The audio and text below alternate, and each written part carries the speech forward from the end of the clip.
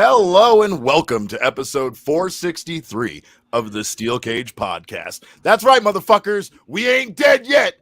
Joining me, of course, is this array of my friends that love to talk about pro wrestling and love MJF a whole bunch. First, up in the top corner, I don't even know if this is the same orientation for you guys. Up here, it's the one and only Uncle Beek, James Vanderbeek. Hi, everybody. What was wrong? Hand. Hey, everybody. I was behind the logo. The logo was blocking my hand. Yeah, I thought that was a Queen thing. I thought you were doing like the wiping the logo away. Get this logo out of here. What are you doing, logo? That logo. Stupid logo on this shirt that I'm wearing. This guy next to me that argues with me every single fucking day of my life is the one and only Super Jew Jared Rabinovitz. So what do you guys want to talk about? I don't know, stuff. Stuff happened. The world title tournament, another world title tournament for AEW. I don't know. And this guy up in the top corner, of course, he's the founder and proprietor of this thing we call the Steel Cage that still isn't dead. It's the one and only Schlag, Joshua Schlag. Look, I haven't had anything to do with Colt Cabana for years. I mean, I think I saw him at a $5 wrestling show probably about a decade ago with Adam and Miss Kate. No, that's bullshit. Last I saw him, I think it was WrestleCon. I'm pretty sure he's BFFs. Yeah, WrestleCon, where he became Daryl's mom's. Our very own Daryl Johnson's mother. Now, whether or not they have a checking account together, they share a checking account, Josh. For the fucking love of God, the two of them, dude. I don't really feel we're in light of these very serious issues. Fuck Hangman. That's all I gotta say. Whoa. Yeah. Why are you not covering my medical expenses, Josh? Muffin, this son of a bitch. Wow, I was not expecting that out of the gate. Straight muffin. By the way, it's a cupcake.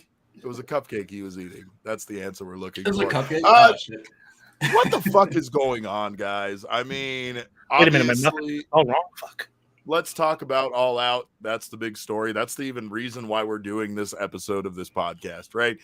We had All Out pay-per-view that was not spectacular by any stretch of the imagination, but had some pretty great matches, within it, right? The Trios match I thought was outstanding between the Dark Order and the Elite.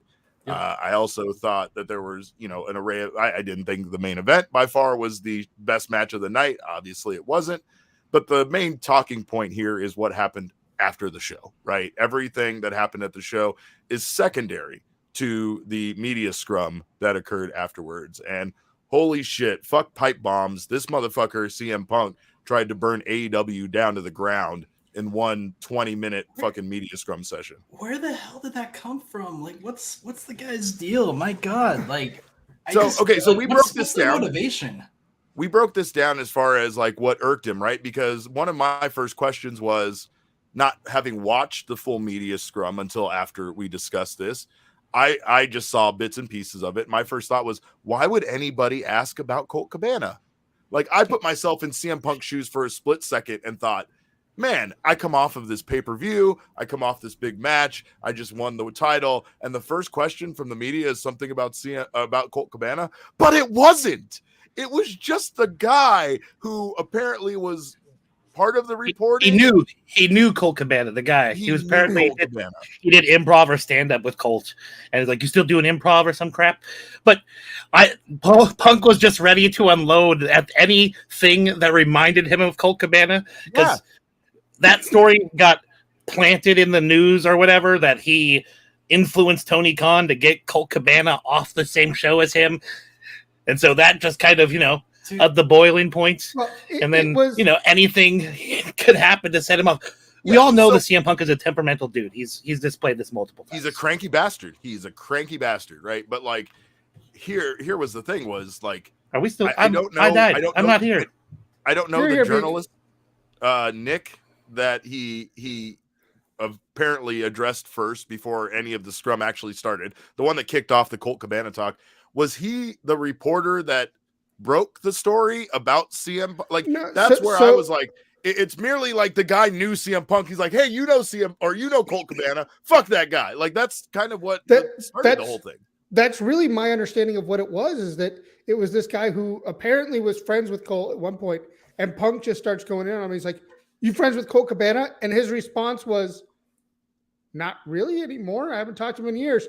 And Punk's like, oh, you screwed up my bit.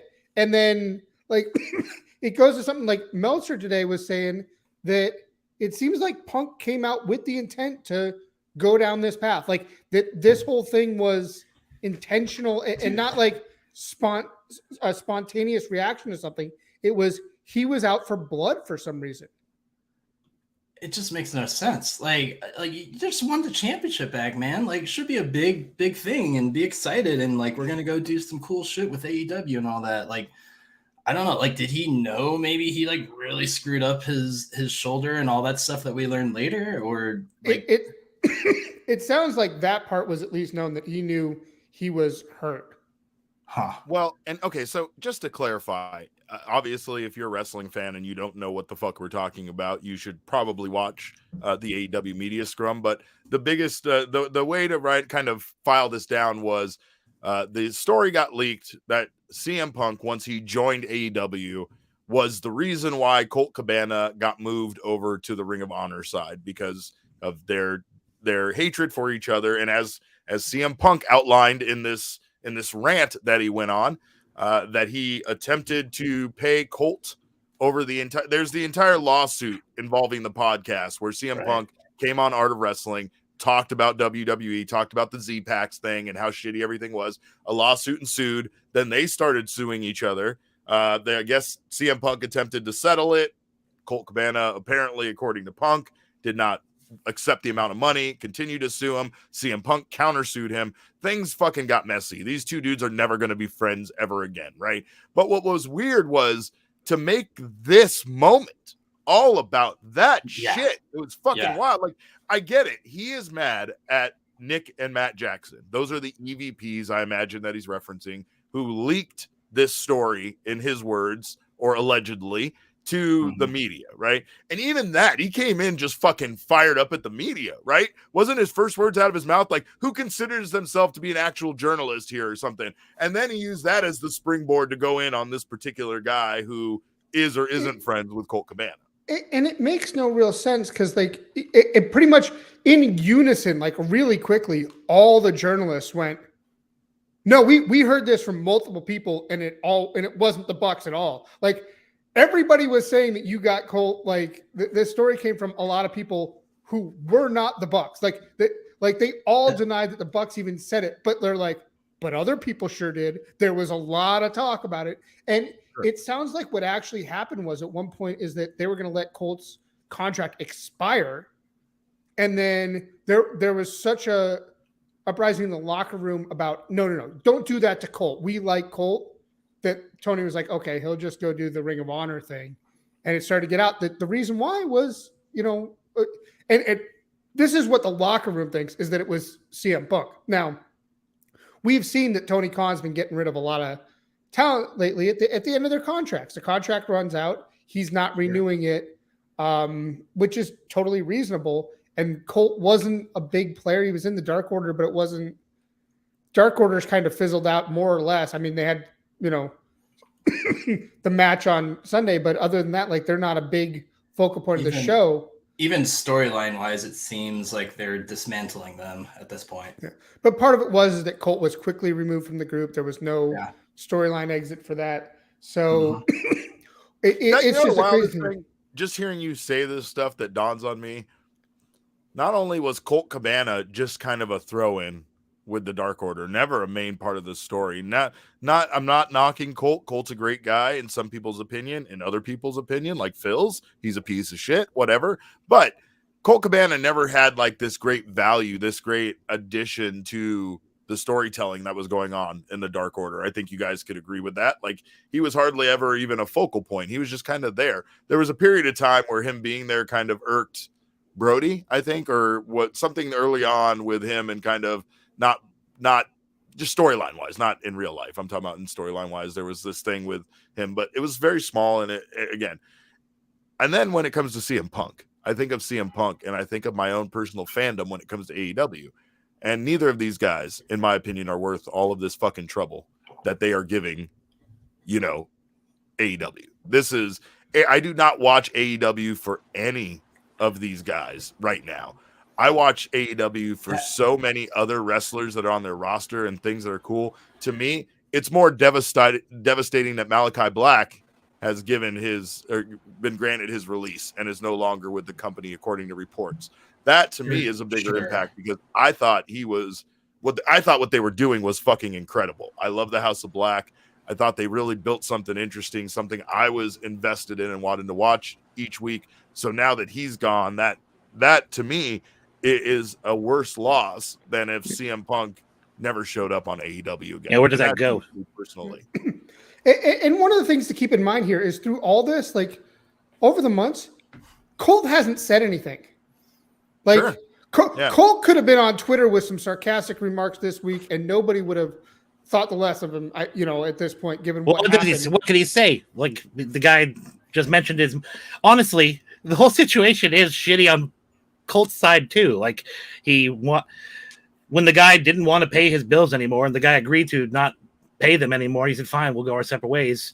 He then sued his friend. Yeah. It's not like Colt is hurting for money. He owns or is part owner of Pro Wrestling Tees or 1 Hour Tees. The guy has money invested in that. He's been making money off of every independent wrestler for a while. And I love Colt Cabana.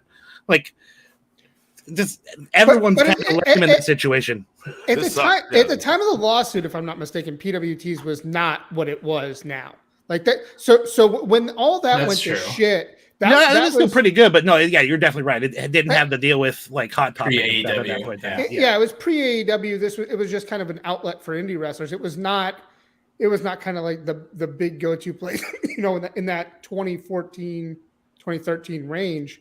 I don't think it was. And so that's what I was doing business with them. So they were raking in money, and him being even part of even if Colt Cabana is not hurting for money. Like he's one of the best merchandise sellers in the world. But then of course lawyers get involved, and those fees are quite costly. Yeah, like if I said something on this podcast that got us all sued, you'd probably want me paying your legal bills when you didn't do a thing. Oh, yeah. Yeah, that's a good point. Ultimately, though, like the whole point of this is like that's private shit. Like they need to hash that out, figure that out for themselves, not like dragging it into the public eye. In that very moment, like it just made no sense. Like his response was once again like he got asked something in the moment, and he did. The way he acted, the way he even responded later when he was like, "I'm sick of talking about this." Then why did you fucking bring it up? Yeah, he was ready to bring it up, and he wanted to unload. Like, as I was saying, the internet cut me off, but yeah, he was definitely ready to go. He's a temperamental dude. We know his history. Yeah. He's always been willing to shout out of his mouth anything he wants to say at any time. But I mean, like even if that was brought up by a journalist, there was a question involved, right? Like just hey, I'm not talking about that next. Yeah. Like that's it. Yeah. And he also was ready, realizing that as soon as he started talking, he's like, "Well, I've already done this. This is going to make news. Might as well go double barrel." I guess. Fuck Hangman. Fuck the EVPs. Fuck everybody. Honestly, if he really did go back there and say, "Hey, Punk is the reason this guy got fired, and it's bullshit," then that's fucking weak. Like, what are they doing? Well, but here's the thing: all of that stuff that was months ago. It's not like it was last week that Punk had could have still been hot of it. This is stuff he's been sitting and doing 8 things. Oh no, the reason it was brought up again because Forbes had asked Tony Khan about it, so he addressed it. They asked him if the reason why Colt Cabana got moved over was because of CM Punk, and Tony Khan said no, and that's why Punk said you should have not commented at all, and he agreed. But but that's Punk stupid. Fucking commented. What the fuck? Like, there was no reason for Punk. There was no reason for Punk to have brought that to that press conference. None. It had nothing to do with anything for him to go off like that. I can't disagree with that. I just think it was. He wanted to go off. He's still mad about Punk. He's mad that whatever he said about whatever Hangman said that got under his skin. That Punk's first promo back from injury was trying to bury Hangman in an unscripted, it was when Hangman said that thing about Punk he's trying to protect AEW from Punk.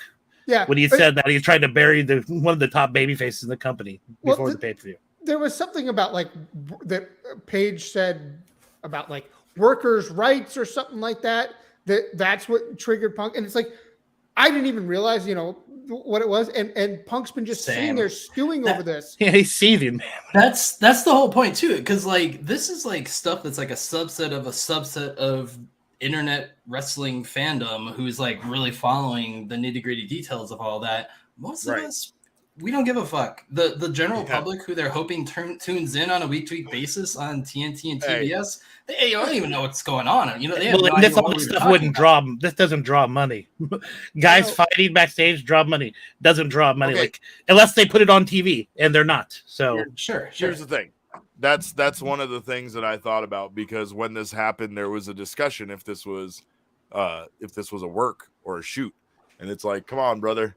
You got to know when you're being worked into a work and shooting a shoot and all that stuff, right? But like when you look at what this situation was, it didn't make anybody look good. It didn't make anybody look like a hero and a bad guy. Running in to fight the guy in his locker room, kicking on the door. So, yeah, according to reports, according to reports, the Young Bucks came in to talk to him peacefully, which I don't believe that that's at all the case. They were probably heated, but they probably weren't ready to fight. I heard not originally that they kicked the door down. That apparently that was Punk's side and has been walked back. Okay, it's like it's the energy you bring, right? When you come in there, like, what the fuck, man? Like, CM Punk's the kind of guy that is just gonna stick you with a fucking right hand, right? When you come in, fucking with all that noise, right? Yeah. My favorite part about the fight, though, was that we know Larry was involved. Yeah, and then we heard someone got bit, so of course there was a brief assumption that Larry bit someone. No. And Kenny Omega was involved in the fight. And then there was talk that maybe Kenny Omega bit somebody. And then it turns out that Kenny Omega's entire role in the fight was just saving Larry, which, as Jared said, is so on brand for Kenny Omega that Kenny Omega wasn't throwing punches. He's trying to save the dog from getting stepped on. What a guy. Yeah. How did Kenny Omega get... Yeah. He got bit by Ace Steel. Apparently he got he got the dog out of there first. Comes back to help. And he still had that dog in him, if you know what I mean. Like he came with him. Yeah. There's two sides to this, and Fightful's had actually really good breakdowns on Fightful Select of both sides as it's kind of developed. And Punk's sides kind of walk back the whole they kick down the door thing. But apparently they kick the door in. That's what I was hoping for. It was like please. Yeah. At the same time, kicking the door would be so great. Fucking streamers shot out. All of a sudden, they start doing their pose as they come in. Now that's what's fucking asses and seats, Meek. What'd you say about this, Punk? Wait, I gotta go that way. Wait, go. Yeah, we're done. Yeah. So Punk was Kenny saved Larry. So like a true firefighter, goes and saves Larry, and then tries to go save his buddy. Punk was beaten on. I don't remember if it was Nick or Matt. And Punk apparently because Nick got hit in the face with a chair. Yeah. That someone threw. So Kenny was trying to pull Punk away and or split it up. And I'm guessing they pull Ace off him. Ace turned around and bit him. Yeah, Ace apparently thought he was trying to put him in a chokehold. So Ace bit Kenny. Now, the kicker to all of this is there's somewhere in the immediate vicinity, and there's questions as to whether or not the Bucks brought her along, was the head of legal for AEW. She was either in the room, right? Isn't there some she was in the room media or something? TNT or something. There's questions if she was in the room or close by. She was in proximity to where she's deeply involved in this investigation.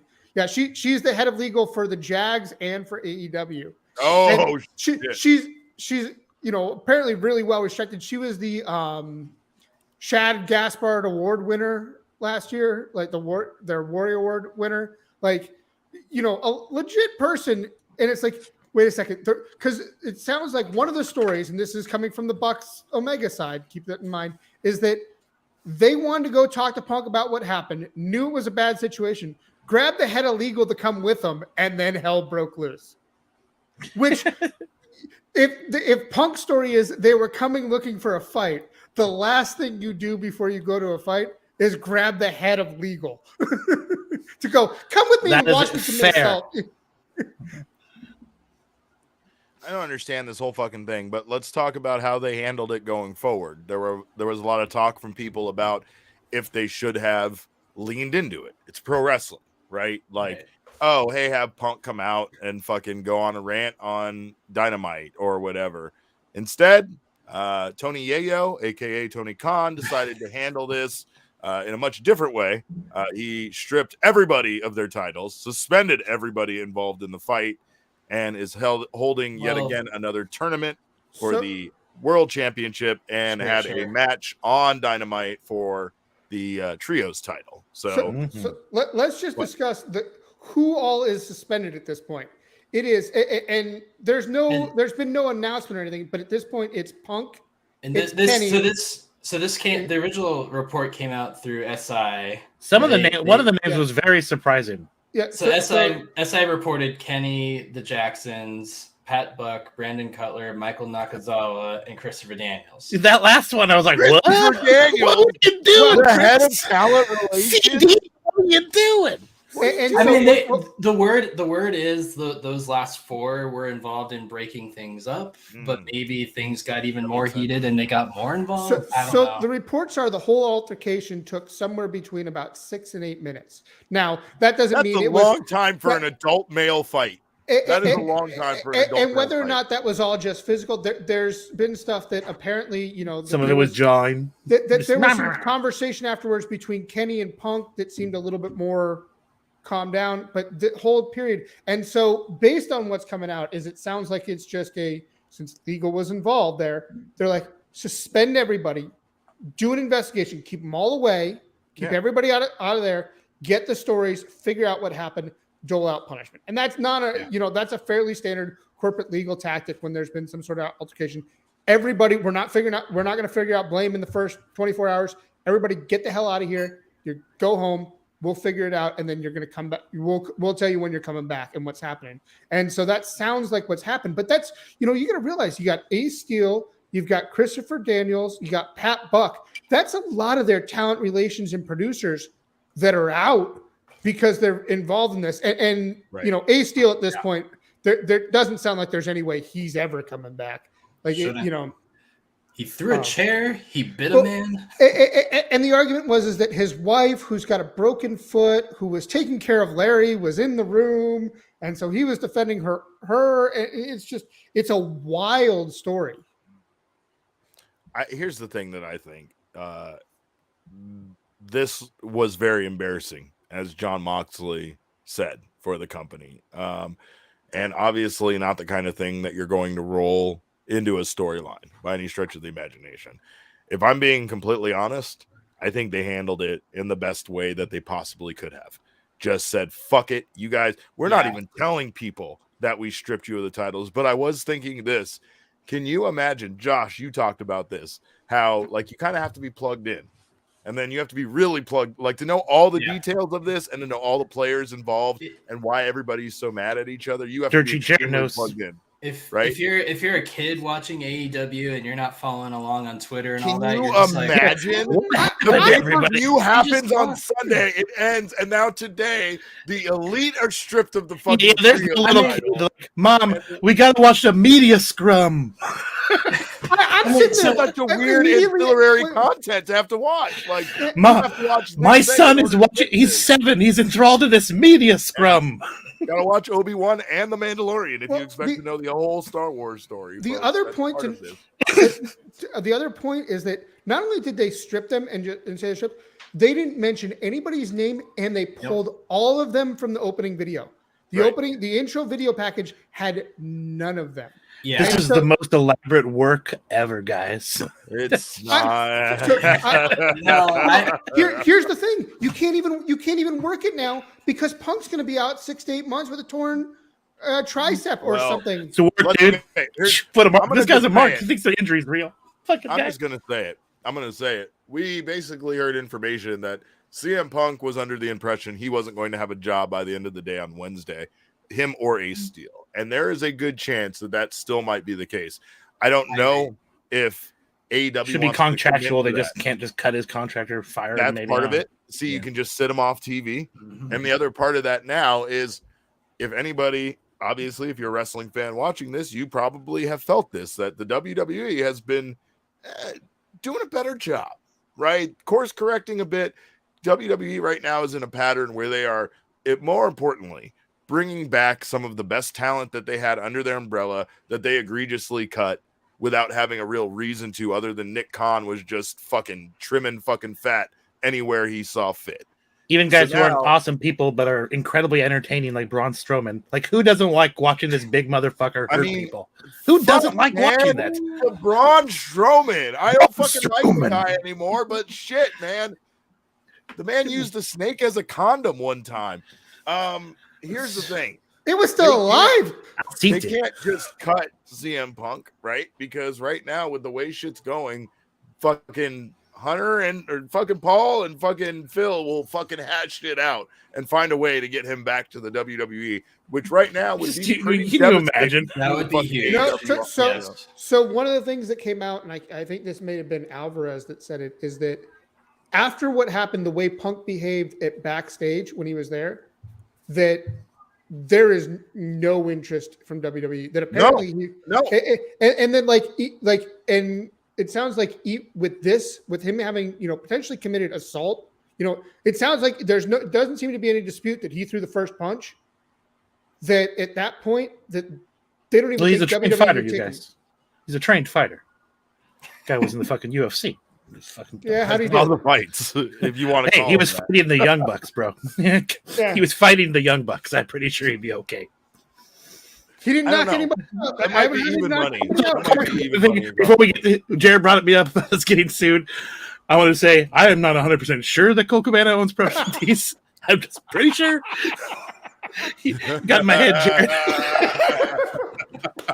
I want to recant and maybe fucking sued, motherfucker. It was the other guy with the reddish beard. That was James Vanderbeek on Twitter, aka Jeremey, who was disclosing confidential business information on this podcast. I mean, I'm not even. I know it's hyperbole. I know we fucking shift back and forth as wrestling fans all the time, and I still had a ball with AEW the other day. I thought they did a great job of fucking bouncing back, putting on a good show, and trying to do their best. There's Dynamite this week, yeah. Honestly, I thought the pay-per-view was better than you guys were putting it over.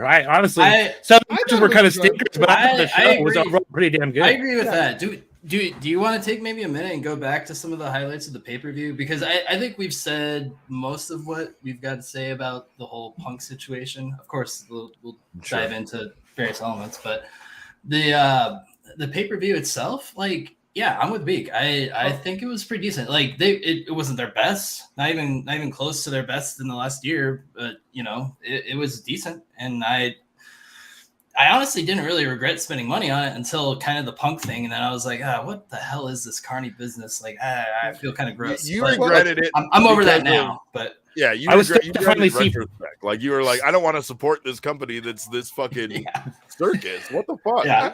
Order. Wrestling is a circus. I love it. So just real quick, bring it, carny motherfuckers. To put a bow on something with the whole Punk thing is just like, we were talking about what triggered him, and to do that, and seeing a guy who knows Colt Cabana, that's what triggered him. That's all. A guy who knows Colt Cabana, and it reminded him of Colt Cabana, and it made him fucking sick. Oh wait, excuse me, it reminded him of Scott Colton. Hey, you tell that motherfucker. Okay, but at that point, there, it sounds like Punk knew pretty well that his arm was messed up, that whatever it was, that he tore something, that he was hurt. So he's just trying to keep some heat on him for when he's out? Not even that. I think he may have had some frustrations and thought, this is my last big shot. Like, he's 44 years old. He's got a second surgery facing in a couple months. Is he thinking that was it? And I'm going to say what I got to say now anyways and burn it down. Because the things he's guaranteed that now, I think. Dude, Tony's behavior encouraged him. Like, Tony didn't act like you should knock this, except for when he tried to drink water like an alien, and it was hilarious because the guy doesn't know how to drink out of a tule. What's going on? That people drank bottles in, he saw it before. He almost nailed it. I don't. But yeah, Tony was just sitting there like, okay. And then when he said, when I shouldn't have said anything to Forbes, and Punk's like, he did this to his boss. Hey, man, You didn't need to say anything. Like, what a situation. It was so wild. It was incredible. But like the bigger thing there, besides the injury that Jared brings up, is the MJF chant in Chicago to end the show. Right? We had the entire Casino Battle Royale match that was won by Casino ladder Stokely match. Hathaways. Stokely himself actually pulled that bad boy down because he is the ladder match king. He did. Ladder match king, but not. We salute a tall king. entrance We in salute the tall match. king, Stokely Hathaway. Right. I like the way that match came together because it was pretty fun. It was maybe a little too brutal because none of the ladders really wanted to sell anything at all. Looked really painful, but overall it was pretty fun. And then that happened. For a moment there, I was having flashbacks to like the Shield when they all came out and helped. It gave me Retribution vibes. Unfortunately, I was kind of like, "Ugh, Retribution." Sure, yeah. I mean, it's pro wrestling. We recycle storylines over. Yeah, and over these in tropes pro are similar. right? Yeah. So, but yeah, and then, when the Joker came out with the mask and everything, like it was legitimately, at least for a moment, until we all realized MJF. For a moment, it was like big business. Oh, this is kind of cool. Well, the way they did that was so cool. Like they had and having the Rolling Stones music, like I wonder how much that cost. Yes. Oh my god. Yeah, like the callback to that one specific promo, like holy hell, man. Yeah, and them airing the fucking the worked voicemail. Well, that was later. So we're. But all this, everything had to do with MJF stuff was just so well done. Yeah. And the callback later to CM Punk's program, but like I just thought the way they did that with Max coming out, like we all knew it was, but it wasn't official that it was him, and like just doing it with the Stones and all that, like it felt like a major moment. Like it was one of those things. It's like when this kicked off the pay-per-view, and so it felt like a huge thing. Like it seemed to set the stage for just a massive night, and it was, but for the wrong reasons. The pay-per-view itself wasn't that, but there were some other moments. That's where I disagree, and I told Jared this when we were talking through text messages, but my only issue was that, like, yeah, we all knew it was Max, and I mean, for him to come out, I did like the way they did it. I wasn't taking anything away from it, but I think when you kind of thought Max was going to come back at this show, and you're a wrestling fan, you book it yourself, your imagination starts going. I thought it would have been a perfect storyline to have him cost CM Punk the title, right? And not go through all of these steps that they went through, right? Or have him help him win, so he has to fight him. That would have been that too. That could have been, like after winning the Casino Royale, then come out and fucking I want to fuck up Punk. We have history. Yeah. And then we never know the answer if Punk can actually beat Mox because Mox wiped the floor with him last time, right? So it's like that question remains unanswered if we go down that route, right? Yeah. And they could have kept it hanging, like who the Joker guy is. Like they didn't need to close that up that same night, but they did. But I think, like Jared said, like the mannerisms, the way he walked, the build, like everybody knew it was fucking MJF, right? Yeah. But I had the next fucking night. Can we Jared talk Judar about went off? Wait a second. Yeah, my Judar went off, but I actually thought, would they do something where? Yeah, it was actually Max there that came out and took it, did his mannerisms, and then they revealed it to somebody else later. Like, could they have done that? Maybe they could have kept going forever. Like, just have it eventually be revealed to be anybody. But to Derek's point, I didn't like the idea specifically of MJF costing Punk the match because the whole build was Punk. That MJF wanted Punk. He wants the title. He wants to face Punk. So, but the idea that he interferes to give Punk the win. Or right after, and it looks like the Joker's on his side, and they're like, "Well, what's going on here?" Fucking A. Yeah, I like that. Or even have had the Stokely's crew come out and jump Mox or something like that. Yeah, I would have liked that. I think that would have been good. I also didn't hate the way they did it because the crowd went absolutely ape shit for Max. Like, I think you could have done all that stuff, but there is something significant that it felt major to end the show with CM Punk having won the title in Chicago, sitting in the ring, holding the belt up while the crowd chants MJF. Like that was like it was like that's a passing of the wrestling, torch moment. You know, it was cool. Like that was chills. That was like, you know, that's the I expected him to get a big reaction to show up. I did not expect Chicago to definitely chant for him staring down Punk.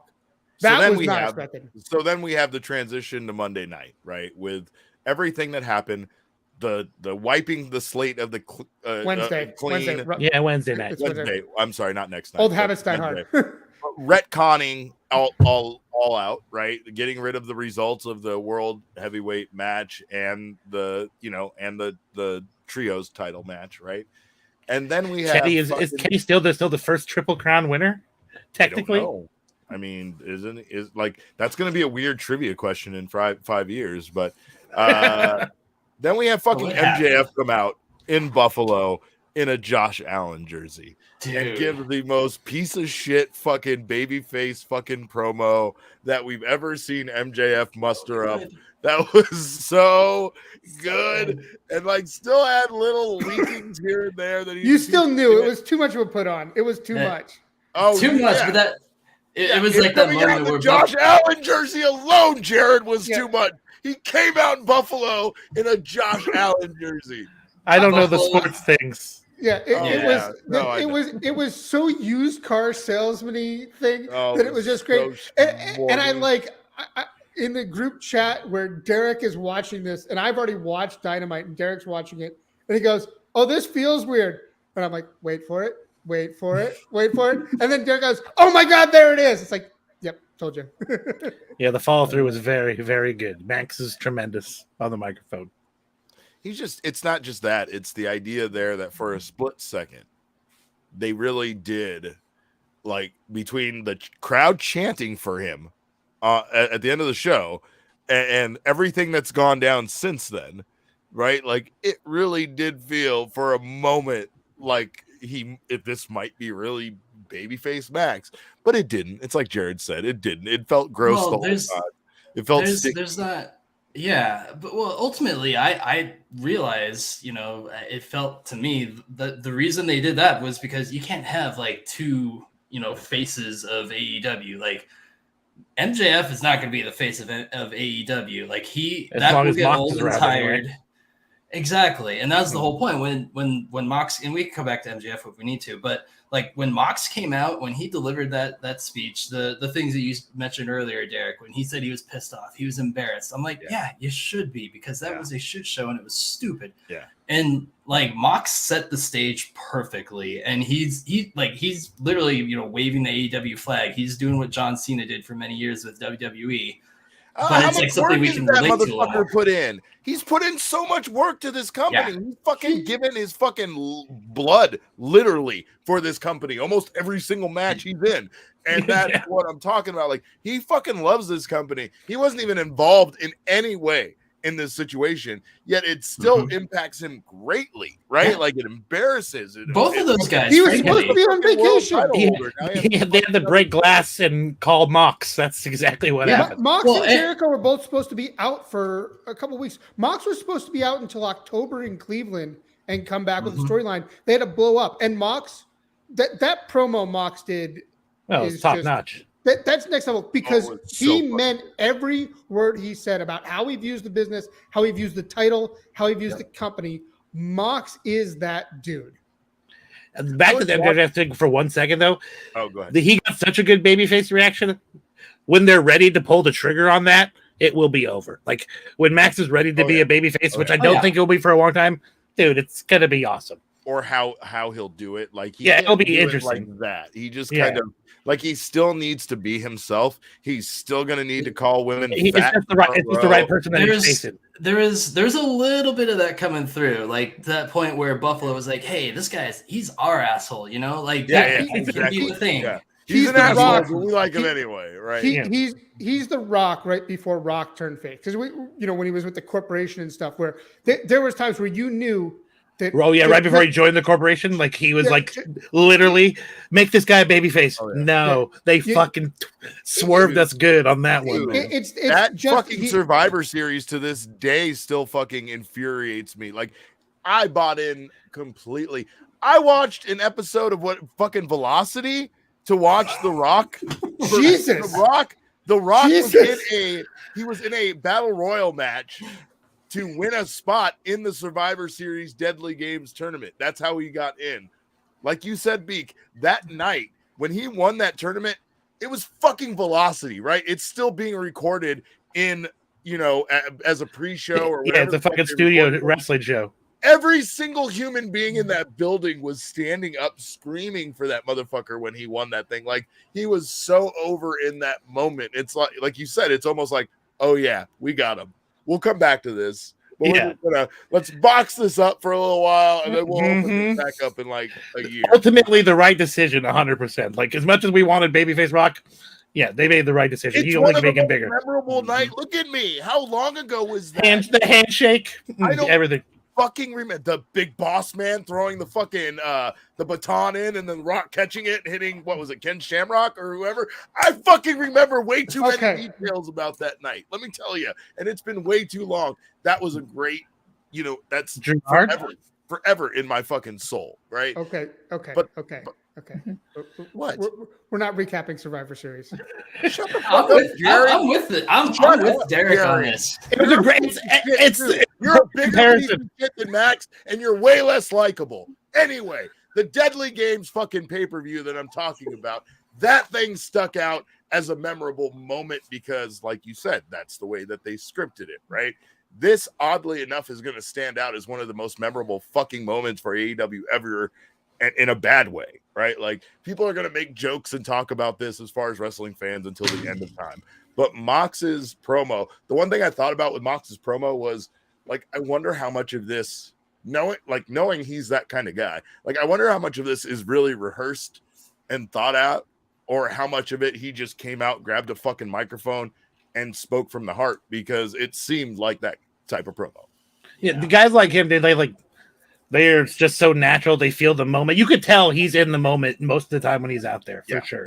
Yeah. Mox, that was absolutely from the heart. I don't think there was any of that scripted. It was. He might like talking or like points he wanted to hit in his head. I'm not talking about scripted. Scripted is different. Yeah. I'm talking about Mox fucking like scripted almost himself. He probably had some points he wanted to get to, and just like, I'll mention these three things, but they're threaded together just by him improvising. Right. Mm-hmm.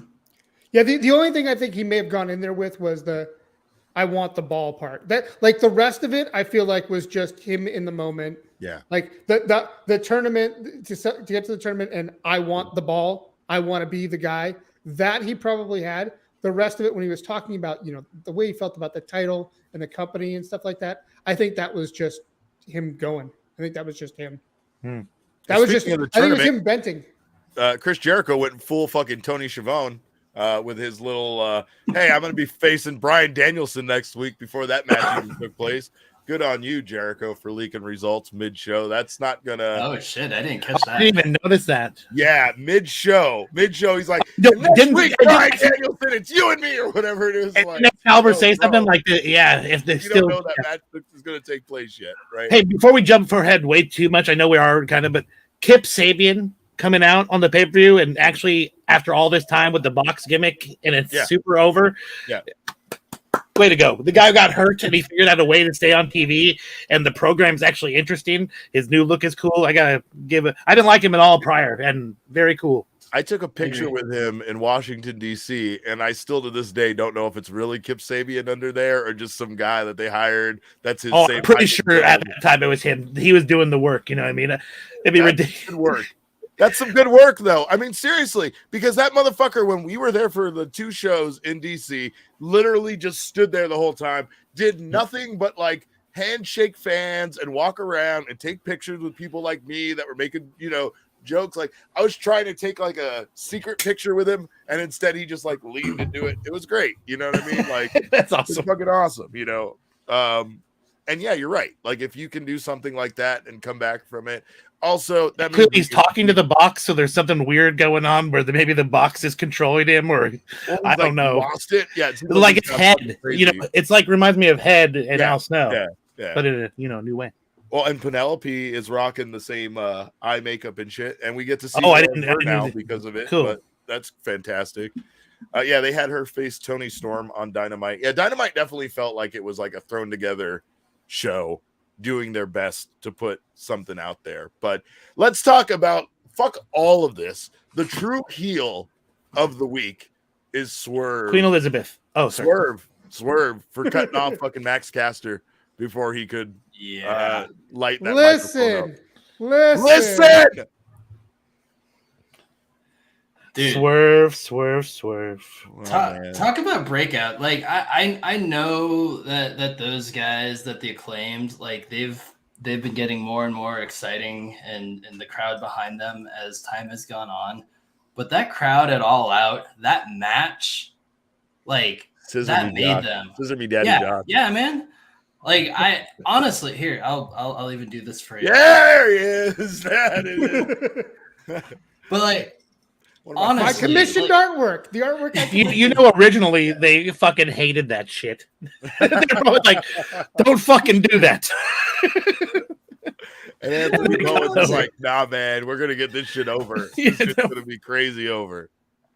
So this shirt is ridiculous. Have you seen the shirt? Oh, I'm sure you guys at this point. It's so it's the loudest and the most ridiculous shirt. Like, if you go out and wear that shirt in a non-wrestling scenario, oh my god, what's going on? I have a feeling the same guy that owns that shirt owns the "My Balls Are Massive" shirt from the Miz, the WWE shop. Yeah, remember the last kicker one? Like, there's so many bad shirts, but the last kicker was so bad. Like, a guy walking around with a shirt that said "last kicker." Like, you're just asking for questions. Or the Vince McMahon giant asshole one that apparently they're still selling. Well, that one's still cool because it's very accurate. So here in Boise, we're doing Pride Week, like weekend celebrations this coming weekend. Like, if there was ever a time to wear a Scissor Me Daddy shirt, I feel like that might be it. Scissor Me Daddy ass. Josh, I'm just telling you. That is the fucking wildest part of that entire statement is the Scissor Me Daddy ass. Josh, you and your massive calves would not have to pay for a drink that weekend. That's what I'm saying. I'm like, Laura, you and Willow stay over there. I'm gonna get some drinks. You know what? I'm gonna go dance in these short shorts with my friends. Is what I'm gonna go do in my Scissor Me Daddy ass shirt. Yeah. Josh wasn't seen until later the following week. Good times. But yeah, I mean, overall, like, it's kind of a wild time for wrestling. I felt personally like AEW was really putting it to WWE week in and week out. I don't care what the ratings are talking about. I'm just literally talking about how I felt. And then this Vince McMahon situation seems to be the catalyst.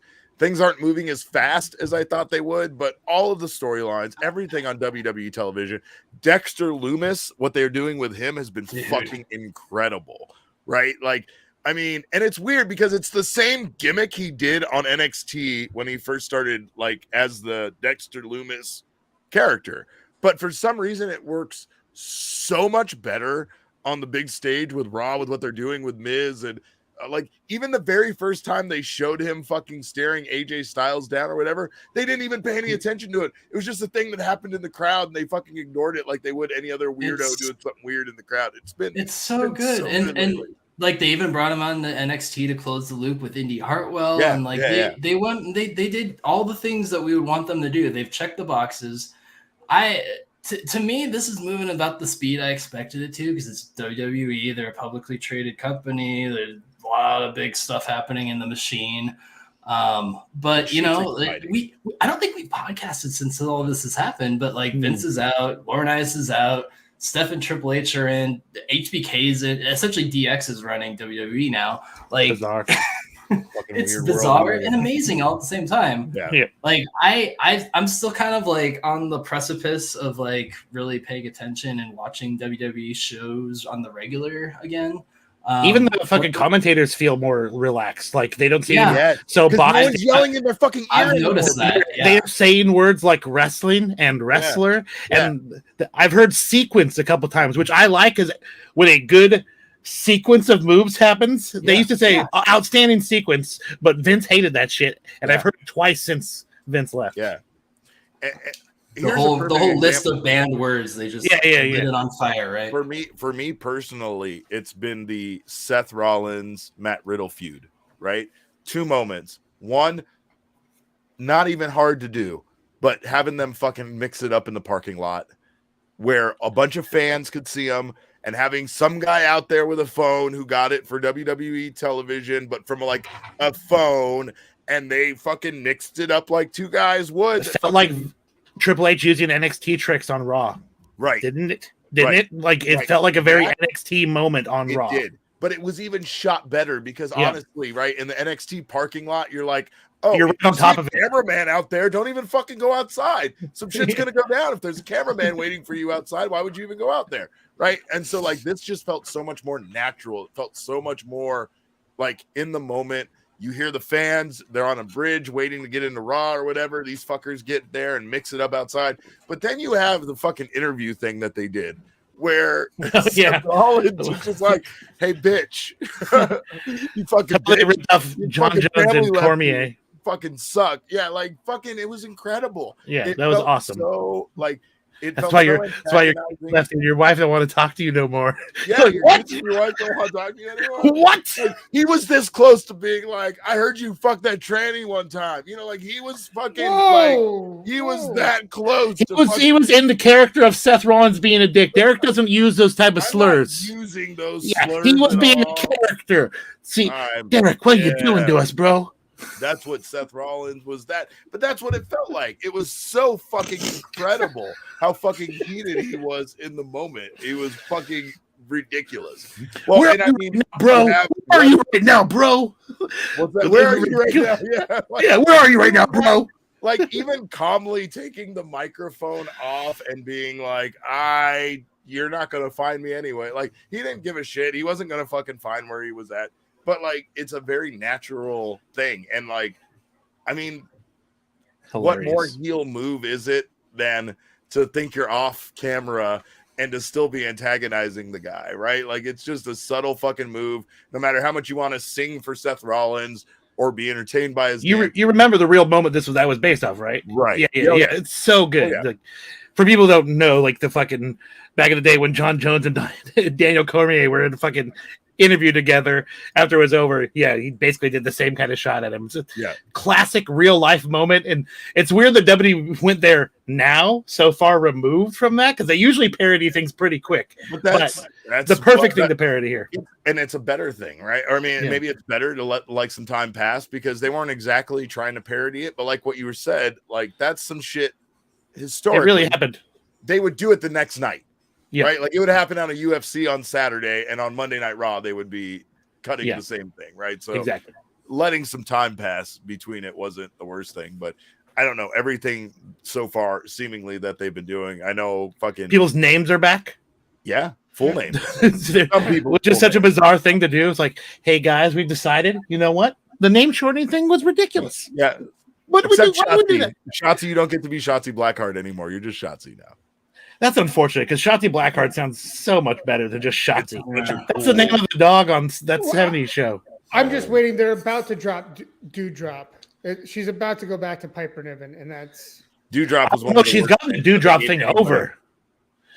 The Dewdrop thing for some reason has gotten over. I am shocked. Has it? I don't get it. Yeah, like the people liked that character.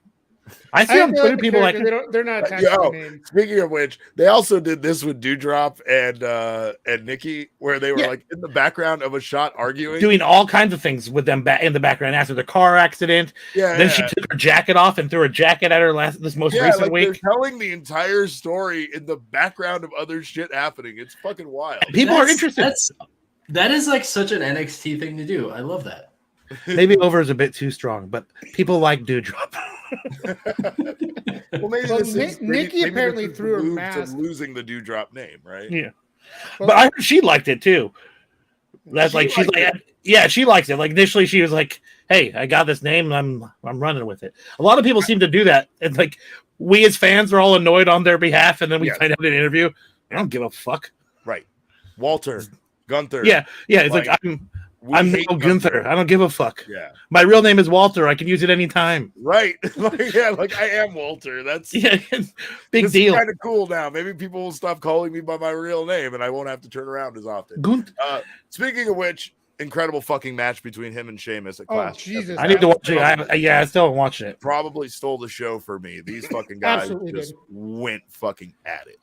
And it was really, I think we all had the same reaction while we were watching it because we all were at the match, but it was really like when it was Walter versus PCO. Like it had a lot of the same energy as that match, which was just great. And those two went at it. I'm pretty sure Sheamus ended up purple by the end of the match, just everywhere. I think that honestly, Walter is being, excuse me, I did it right there. Gunther is doing it. He's being built up in the fucking perfect way. Like the energy, the steam that they're putting behind some of their own wrestlers, that they can make them into these undefeatable monsters. It's all on them, right? Like they don't have to do this 50-50 booking. They can fucking book Gunther to beat everybody. It's worked really well with Roman Reigns, right? Which had, in my opinion, probably one of the fucking best finishes I've seen of a Roman Reigns match in a long time, mostly because Roman Reigns, Solo Sikoa involvement was so fucking perfect. Something that, like, again, the only Uso who can fly internationally. Right. He's the only one that both has his passport and has been vaccinated. But he is definitely the most exciting part of this now, right? Like to have him get called up, put him in the bloodline, have the bloodline be this deep now, and again, to inject just another person into this storyline. Sami Zayn has been a fucking genius when it comes to the involvement with the bloodline. Few things grab my attention now as much as any storyline involving the bloodline, but it's like it's all the parts. It's Roman Reigns and everything he's doing. Sammy and the fucking, I love Roman and Sammy together. Roman fucking sitting there in his like locker room with Sammy, like getting information from him and letting him dance and laughing at him. And it's just all so good. It's really been really enjoyable to watch. But that was, I don't know, like the way he popped up, the way he pulled Drew out, the moment he pulled Drew out, the crowd's reaction, like everything involving the finish of that match. How are the casuals supposed to know? What? How are the casuals supposed to know who that is? Solo Sikoa? He's clearly a Uso. What do you mean? Did you miss that whole Twitter discourse where somebody did that? How are the casuals supposed to know who that is? It's like because they fucking said it's the Usos' younger brother, or they watched NXT. Yeah. Or also, I mean, if you haven't watched NXT, sorry, you don't get the whole story. It's like a lot of things, right? If you didn't watch the fucking part 1, if you didn't watch season 1, I'm not going to apologize to you for not knowing what's going on in season 1. Yeah, that's what benefits you from watching the other stuff, man. It's like watching Scrum. I haven't watched any of this stuff. I am a casual, but like you see the guy's look, you see his tattoos, like you can connect the dots. You hear the announcers say, even if they say this is the Uso brother, they would say, hey, this Samoan guy with tattoos is probably related to these fuckers because every Samoan in the WWE is related. It's pretty obvious. And I'm not trying to be racist. That is literally what they tell us. That is what they say. Well, I mean, that's what they say. That's what all of them say. You watch Young Rock, that's the storyline. They're all family, man. It's all family. And back to Gunther, you guys are so right. Like, people were saying that he would never leave Europe and move over here, and then he did, and he lost all kinds of weight, and he was a can't miss, and he's been can't miss so far. Something clearly Vince was interested in, and Triple H is running with, so thank goodness, because Gunther is awesome. Hopefully they don't just feed him to fucking Roman, which, with the way they're building it up, it seems like that might be the case, but as long as they're good matches, it's fine. I just don't want them to get fucking trounced. Imperium's back together. You know, like, I don't know. I don't think that this is heading in that direction, but who knows? I mean, if they were taking the belt off Roman, that seemed like the time to do it and let Drew get his run and do it at home. But you can't have two forces like Gunther and Roman on the same show without those two eventually facing off. Yeah. I mean, I get what you're saying. I'm just saying, like, that seems like it's way down the road. And who knows how they're going to get there. But for now, it's very fun to watch. And I think that they have a lot of guys that are can't miss. And girls who are can't miss, right? We have the Io Sky. Dakota Kai, Bailey trio of damage control. I mean, there's a lot of good things going on. Like you said, Braun Strowman's back. Who the fuck knows what they do with him, but maybe they make better use of him this time than they did previously, because the I'm a train gimmick wasn't exactly the I'm best a human train. train. Oh. Maybe they need to bring, well, not maybe. They should bring back Bray Wyatt and put him with Braun again. Like they just should. Yep. That's and not the Fiend. Not the Fiend. Please, no more Fiend. Yeah. Just bring back Bray Wyatt, please. I agree. Well, I don't know. Bray's got a very lucrative offer to go work for whatever Freddie Prinze Jr.'s new promotion is. Yeah. He could do that for a little bit and then leave. Yeah, Freddie Prinze is putting a wrestling company together, buddy. No. Where is Sarah? I know Sarah Michelle Gellar needs to fucking put her foot down, right? There's a point where you got to be like, I'm done with this. Can you imagine the conversations those two have had over dinner? Oh, I gotta, yeah. She's talking about wrestling. She's all this wrestling nonsense. Babe, you keep talking to me about your vampire stuff. I'm going to talk to you about wrestling. Yeah. You're not really a vampire hunter, Sarah.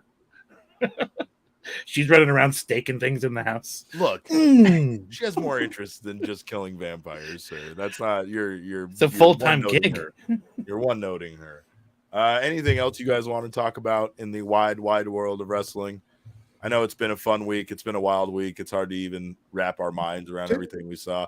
Death Triangle became the new trios champions for which felt weird, honestly, because it seemed like the perfect time to get those belts and some sort of titles on the Best Friends, since Pac already has a belt. It seemed unnecessary, but hey, I still like Death Triangle. You know I knew they were going to win that match while it was going on. Sorry, Josh, to cut you off. Because Pentagon was trying. I saw him putting an effort in. I was like, "Oh, they're gonna win this shit," and they did. And I was like, "I saw you, motherfucker." Tony Storm looked like she was crying before she won her title. Yeah. Can we talk about how good the tag champs looked? Which ones? Yes, but no, really, the Swerve in Our Glory. That match was, really good on the card. Like, one of the lost things that happened at that press scrum after the show was that Keith Lee and Swerve were actually working and kind of discounting the Acclaimed to set up the Grand Slam rematch, which I don't think, there's reports that may not have actually been the plan, but that match was just so great instantly that they decided that, okay, we're going to set it up for a rematch at Grand Slam. Because there were people, like, one of the questions Tony got was, did you consider changing the finish mid-match because of how good the Acclaimed looked and how over they were? And honestly, that was the chatter on Twitter. If there was ever that was literally the question that was asked to Tony at the scrum. If there was ever a time to make that call, that match, the way that was going, the way the crowd was behind the Acclaimed, I could have seen it. But those four put on a hell of a match. Yeah, they got to get the belts on those guys. That's probably why they set up the rematch, because you need to pull the trigger now, because if you tease a title win too many times, people are going to lose total interest, and it's so hot right now. Can't miss. There's a lot of can't miss things in wrestling a lot of times, but end up getting missed on. Like, us as fans, man, you guys just go with that. Yeah. It's money, and then they don't. I mean, there's so many times, like there's so many guys that they refuse to even pick back the momentum up. If a lot of times it's slowed by an injury or something like that, right? But other times it's just like, oh yeah, we didn't know that the crowd would react to this guy being in this big match tonight. It's the Kofi Kingston, Randy Orton thing back in the day when fucking Kofi Kingston got involved in that Randy Orton promo or that program with him, and fucking people lost their minds over it. And then, like you said, at the time they were just like, we still got that. We're not really gonna. It's good to know you guys like Kofi like that, but we're not gonna pull the trigger or do anything like this right now. So no, don't worry about that. Well, one of the things to think about is kind of like that's what's happened to Wardlow. Like, Wardlow was supposed to be huge coming out of Double or Nothing, and the stuff with MJF overshadowed that. Totally lost his steam. Then you look at what's happened, with MJF not being the big story coming out All Out, thanks to CM Punk. It's like, a little bit of your own medicine there, huh? Let me ask you this, though. wasn't Wardlow captivating and interesting because of MJF? I mean, that storyline of him being. But when he broke away, he was losing repeatedly, and they kept on making him look like an asshole as a character. Like the Warlord character was looking goofy. Like it was hard to root for a guy who kept on being made to look like an ass. But eventually, it worked. It could have been bigger sooner, but. Well, Warlord's still great. What are they doing? And looking like an ass, though. What are you talking about? I have no idea what you're talking about. I know what you're talking about. Like he should have broken away from them sooner, and he was still palling around with Sean Spears. Oh yeah, because he was under contract. And dragged out a little bit too long. Right. But what I'm saying is like since like he was in the random 6-man match with FTR, he's beating up Tony Nese every couple days with the power of being jobber.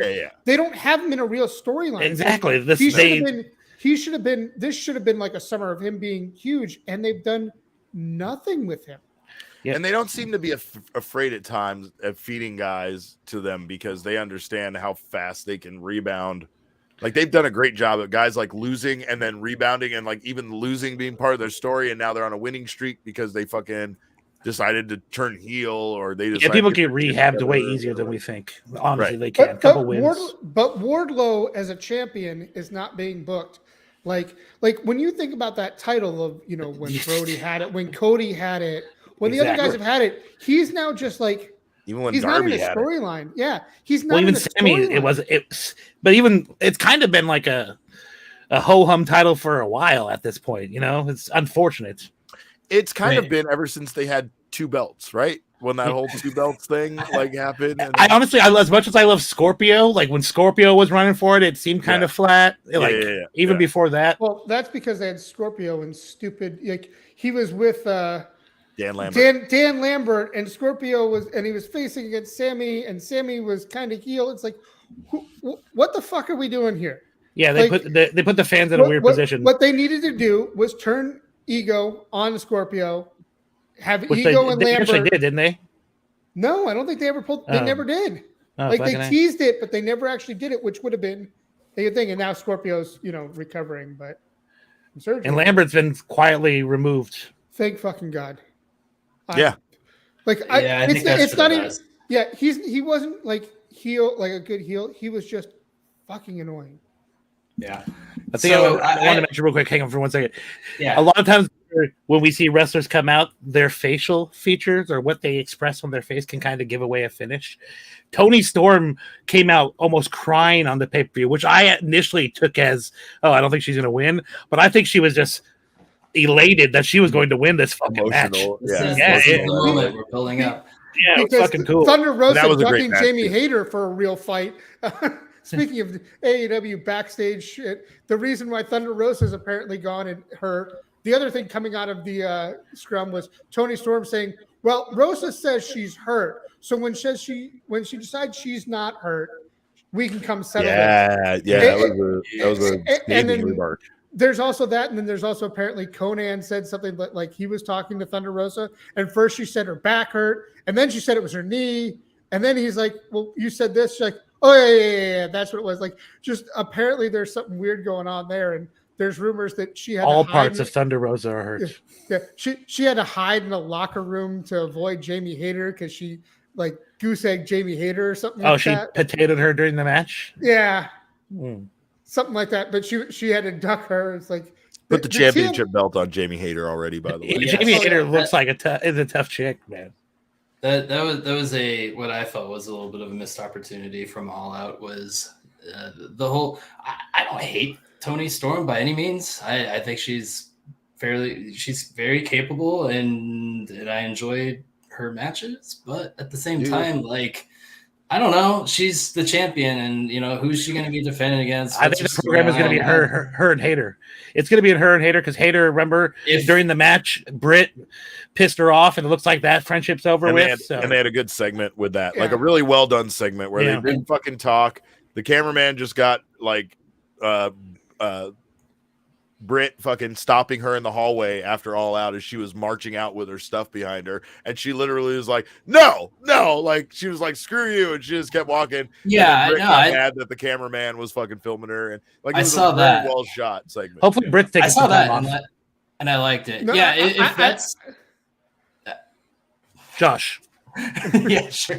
Well, I guess I just didn't really necessarily see the through line to get Hater to Tony Storm. But if the way you're kind of laying it out, Beek, it's through gets Britt. us there. It's simply that Britt's going to probably not. How many more opportunities can Britt have? Her and Jamie had broken it off, I think that's why Jamie didn't get the belt right away, is they wanted to give her one more thing to get her to that level. Because I think she got a much better reaction in the match than they expected. Like, I know they're trying to build her up. I think the next step is get her through Britt, get her through the former champion, and then she's in that title picture. AEW seems to do better with the babyface champs than the heel champs, whereas WWE, usually the heel champs are more entertaining. It's kind of, they like to chase more than the defense, I suppose. Well, that's because WWE didn't really know how to book a face to not ever. There's never been every babyface they ever have turns heel as soon as they become champions. They know how to chase. They just don't know what to do with them once they have the belt. Yep. Because they, I think deep down inside WWE thinks certain traits of a champion are conceited and heelish. And yeah, they are, but that's what being a champion is, right? Like, you're going to be a little arrogant. You're going to be a little bit of a dick. Everybody should be Kazuchika Okada when they have the championship belt at their face, where they're just like, I'm the fucking best. Fuck the rest of you, right? And even that attitude is going to come off as being a fucking asshole. So it's hard to do it, but you have to commit to it. You have to have someone like Moxley.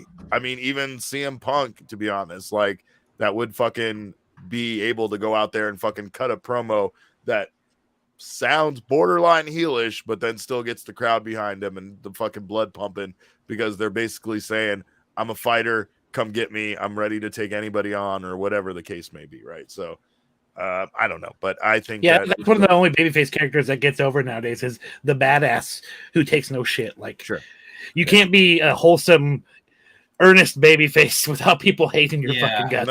I was thinking. So you said that WWE's never done like a good babyface, like outside of Cena, outside of John Cena, probably. I was just like The Rock as well, and because specifically he was that asshole who's. I think that's because he was a heel that everyone ultimately he became so endearing we could not love him. Well, endearing in a certain way, and that's kind of where I'm coming back to, where I could see MJF kind of playing that role as a champion at some point as well. Long-term storyline, whatever with Wardlow. I was going to mention in there, I forgot Wardlow's even a champion at this point. See, exactly what they should have pulled that trigger way sooner.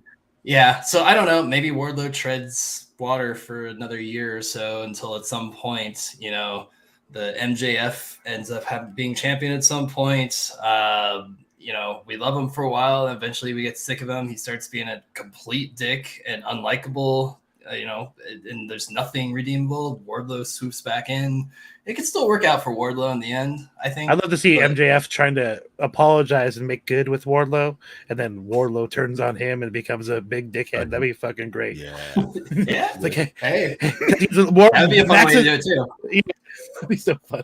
I think the wildest thing about this week has proven to me, not just this week, but probably maybe the last 2 months with AEW, was how fast we went from thinking this company has so much talent that they can't even, like, what are they even going to do with all of these guys? What are they going to do? And between the fucking injuries and the suspensions and the fights and everything else that's been going on, I was realizing really quick, like you said, who can AEW count on? Who can they fucking break glass in case of emergency? And it's Mox, the fucking guys that built this company.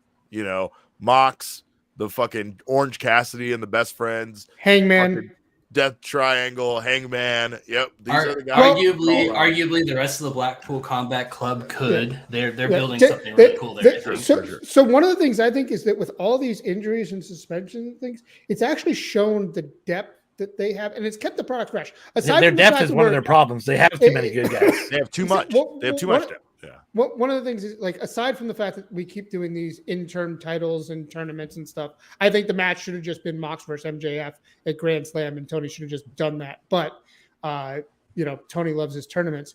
But like you've got tournaments. you've got guys that can step up and they can still have good matches and it stays fresh. And, we're really lucky, wrestling across the board right now has gotten a lot better. We're getting, they're all doing great ratings for the last month or so. We're getting spoiled as fans. And like, we haven't even touched on the fact that we got Daniel Garcia, Wheeler Yuta main eventing for the Pure title in a great match that ended with Daniel Bryan putting the title around Garcia's waist while Jericho was off. Sorry, Bryan Danielson. I was like, whoa. Sorry, my inner Jim Ross came out. What happened there? Who's this guy you're speaking of? Well, Seth Rollins said it best on his tweet where he said the amount of top-level in-ring content that happens weekly on TV is staggering. Gunther, Fella, Roxy Miko, Ricky Mello, KO Theory, Roman Drew, acclaimed Swerve. It's unreal. Appreciate that shit. And the fact that he called out the acclaimed Swerve Keith Lee match I thought that was big. Out of all the matches that we saw, that's what he recognized. And that says something about, that match wasn't way exceeded expectations. Oh, yeah.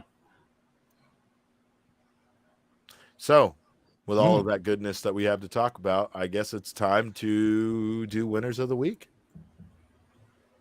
So I will leave it. Jared, you want to talk a lot? Go ahead, Jared. You can start things off. Shit. I'm gonna go with the easy one. I'm gonna go with the acclaimed. Like I said, listen. Other than the fact that Swerve cut off Max's rap, which I really want to hear, and then the Queen had to die after. Scissor me, Derek. Scissor me, Beaky. Yeah. That match was fantastic. Those guys have gotten a stupid gimmick so far over and are so entertaining now. I hated them at the beginning. Like, I did not like them. I did not want to watch them. Yeah. I thought Max's raps were stupid as shit. Now it's like, oh, scissor me, daddy ass? Oh, okay. How things have changed. Come around. Things have changed a little bit. All right, Beak, who's your winner of the week? Gonna go with Maxwell Jacob Friedman. Yeah, that's a hard one to pass up. Fucking Casino Royale winner with a little bit of assist from an awesome stable. Wow, the Stokely Hathaway stable, by the way, is shaping up pretty nicely. So yeah, I brought that up.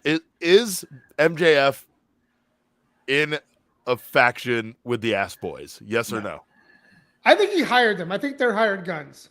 Him and Stokely have history because he was in the Dream Team back in the day and Evolve. Yes, so sir. I wasn't. Yeah, I want to say Ethan Page was also in that. I believe so. Yeah. Okay. I think Gargano might have been in there. Yeah. I feel like that was just the excuse for him being able to have that conversation and hire them for the moment. Okay. We still didn't get an answer on Dynamite, so I found that to be a bit fascinating. Yeah. I mean, that's kind of that's why it really brought me back to the whole Shield stable, but those is boys. I think whatever plan they had regarding that stable and MJF and what they were going to do on Wednesday went out the door. Oh yeah, sometime Sunday night. That's a good point. For various Josh, reasons. who's your winner of the week? It's Mox. Like honestly, the guy who lost the title was your winner.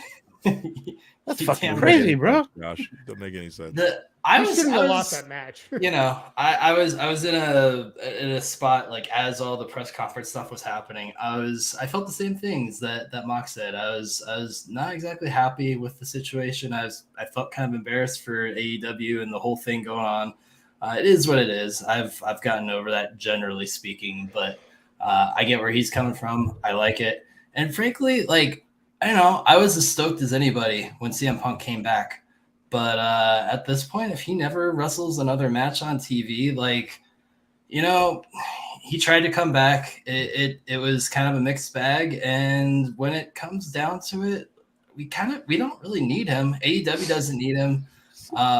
There's so much there. Blackpool Combat Club, MJF, Orange Cassidy, like so much talent. And is he going to get it? Is he going to get a better last match than winning the title in Chicago? No, I don't think he will. So they're whatever. Just retire, Phil. Go away. And then he had the greatest shoot interview ever. It was fantastic. Yeah, and immediate. And Mox is just a badass. Like the more and more, like I just finished reading Megaran's book. So that if we don't do putovers on this show, but if we did, it would be Megaran in his book. I would also be putting him over for taking me to Hollywood and meeting. Fuck There's you. that whole Fuck thing. you. But Fuck you, Darren. That's Fuck all you. the episode. The next book on my Audible list is Mox's book, and for me it's like perfect timing because like I'm just like super marking out for Mox. I'm gonna read his book. Cool. So yeah. Anyways. All right. My winner of the week is none other than Paul Michael Levesque, aka Triple H, Hunter Hearst Helmsley. I say that because this man on Sunday night sat in a large leather recliner, possibly bigger than any chair any of us own in our house. You could call it a throne. I don't know. Maybe there was a fireplace. Maybe there was a cigar involved and some fine brown liquor. I don't know. But I know that man had the best night of his life watching the All Out Media Scrum as he takes over WWE, knowing the position they're in, knowing what they're doing, knowing what he's doing, knowing that things like the everything is course correcting for them over here, and a large part of that is him.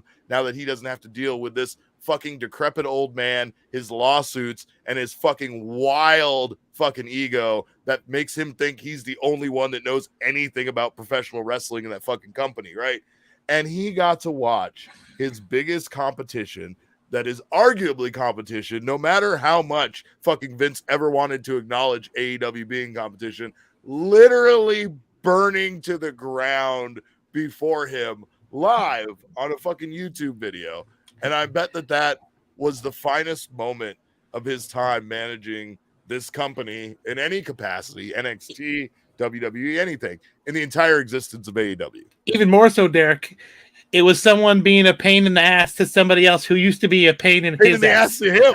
It's like, that's your passing around saying, Triple H was right about you're dealing with Phil now. I don't want to deal with Phil. There was a great callback in one of the Triple H Punk in-ring segments where Triple H said, "You want to claim to be about the boys. It's all about you, blah, blah, blah, blah." And it's like, oh, Punk just lived that tonight when he said he was tired of working with fucking children. They can't even run a Target. That can't even run a Target. Those are what motherfuckers think they're back in Reseda, is what he said. Son of a bitch. You know what I want them to do now? And in the worst way, I want them to run at a Target. I want them to run a show at a Target. That'd be hilarious. In a Target parking lot, just run a fucking show. Three of them coming out in Target vests. Target's going to sign on to be their biggest sponsor now is what's going to happen. They're going to Target exclusive action figures. All I can think is those CM Punk chants all those years weren't worth it, were they, you guys? What? They really weren't. I mean, it was fun for a little bit there, the initial return. Yeah, we had a good time while it lasted. But I think things are over there in AEW for old Phil, and we'll see how this develops. But till then, you can follow us all on Twitter. I, of course, am at Cap_caveman with a K. Josh is at Schlag. Beek is at James Vanderbeek, and that's spelled very, very particularly. You got to go Jaims Vanderbeek. Jared is There's at another guy 75. He's harassing Seahawk every single day of his life. But of course, all roads lead to at the Steel Cage on all of your favorite social media, Twitter, Instagram, Facebook. Of course, you could send us an email. Believe it or not, we still have one of those, I think. Podcast. Hey, Josh, do we have any emails? Shop.com. No. Podcast. No, Derek. I mean, we probably have in the last 6 months, but also there's a shop, a couple of them. There's the steelcageshop.com, which I believe still exists. I don't know. There's some cobwebs, but the merchandise is still good. And also you can go to Beek's store over at pentagonzo.com where you will find all the greatest shirts that you can get from this guy. Beautiful Steel Cage merch. He's just like, come on, look at consumes muffins, Punk. Come on. That's the shirt, everybody. Fueled by muffins. Get that shirt now over at Pentagonzo. So ridiculous.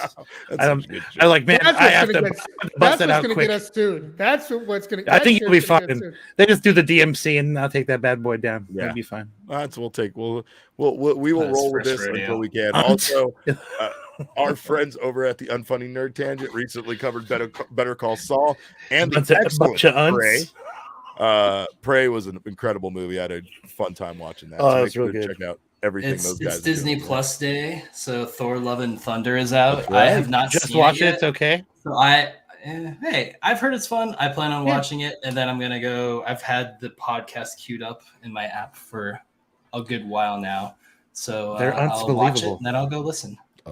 Watch She-Hulk. It's a lot of fun. I had no idea so many people had such fucking thoughts on twerking. New to me. I thought everybody loved twerking. I didn't know that twerking was a divisive topic, but this is America in 2022, so everything seems to be a divisive topic. I really got to pull some of those Ring videos of Brian twerking at my door and post them on Twitter. Yeah, you really do. Maybe set to some Megan Thee Stallion or something. I'm disappointed that you don't at least post this to our group chat. Yeah, no shit, Jared. Fucking step your game up. Failure. We thank you guys so much for checking out the show. You guys are the best. We appreciate you guys being here with us.